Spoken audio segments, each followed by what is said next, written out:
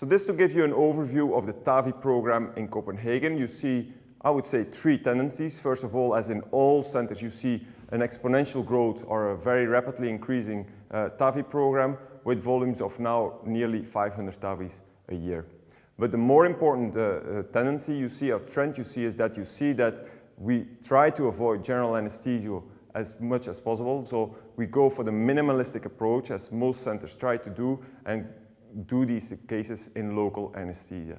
Another important trend is that you see that transfemoral TAVI is 90 to 95% of our entire program. So alternative, real alternative access, non-transfemoral TAVI is kept to an absolute minimum of our program.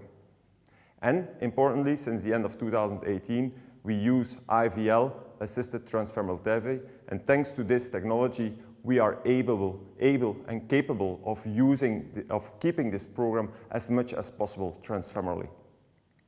So here the raw data, so real numbers, you see that shockwave-assisted TAVI is counting for roughly 4 to 5% of all our TAVI procedures. So this makes that we can do our entire program in Copenhagen fully percutaneous since 2019. On the left bottom, you see roughly 90%, 92% of our cases are done by the routine transfemoral approach. But this makes that you have still 10% of your population which has a more complex access. As said, we want to keep as much as possible cases by transfemoral approach. IVL gives us this opportunity to do 4 to 5% of our cases still transfemorally, but with the additional help of IVL.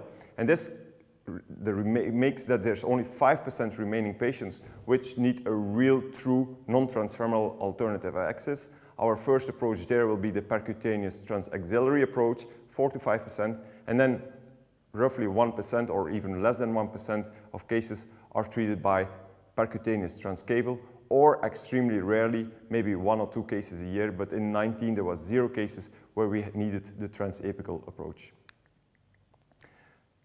This slide, just to show you, of course, I know that also our patient population, the risk profile of our patient population changes. So this is not only reflecting the technological developments, but also the different population we are treating, but still to show you that this fully percutaneous TAVR program is very safe. It doesn't compromise safety, and that's extremely important. And also, it helps us in keeping these length of hospitalizations to an absolute minimum. So in 2020, last year, 78% of all patients were discharged within 48 hours after TAVI.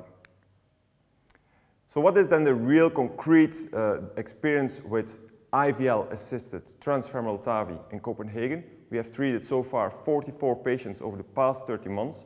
Of those 44 patients, 30 patients would have been scheduled definitely for a non-transfemoral alternative access if we would not have the use of the possibility to use IVL or shockwave.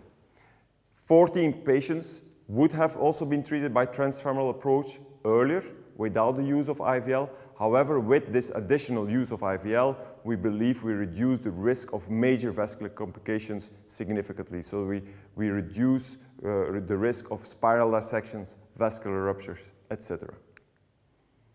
So which particular cases are then suitable for IVL-assisted transfemoral TAVI? Well, we select patients up to, if they have 360 degrees calcified circumference of the vessel, up to a luminal diameter of as small as 4.0 millimeter.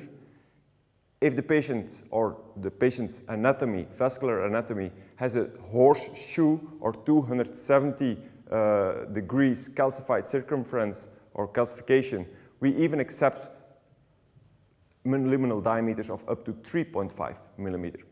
In our experience, IVL with a 7 millimeter shockwave balloon is often followed by PTA with a non-compliant balloon, 6 to 8 millimeter, depending on the reference vessel diameter, to maximize luminal gain, but this is not always a must.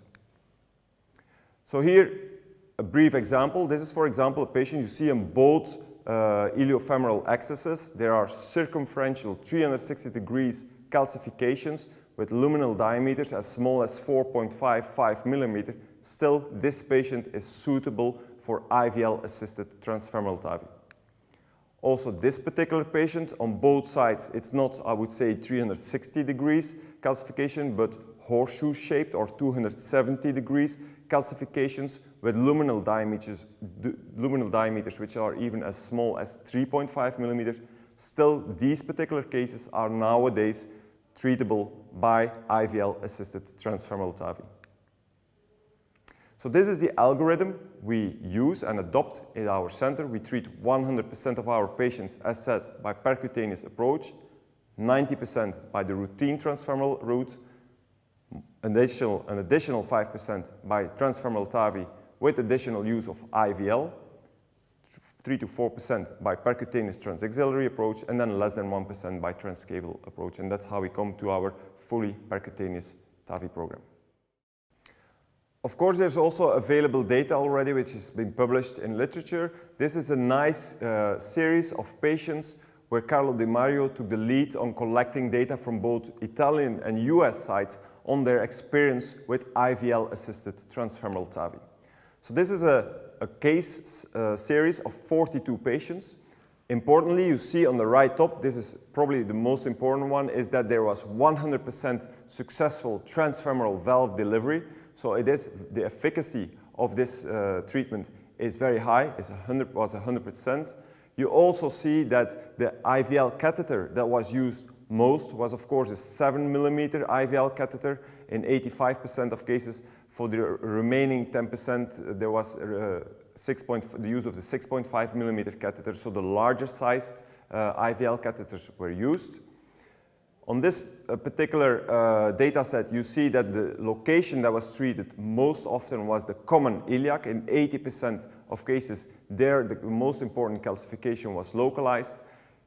Matching very much our Copenhagen data is that you see that the target lesion diameter, the mean of this target lesion diameter was 4.3 millimeter, and also the calcification took, in average, 270 degrees of the circumference.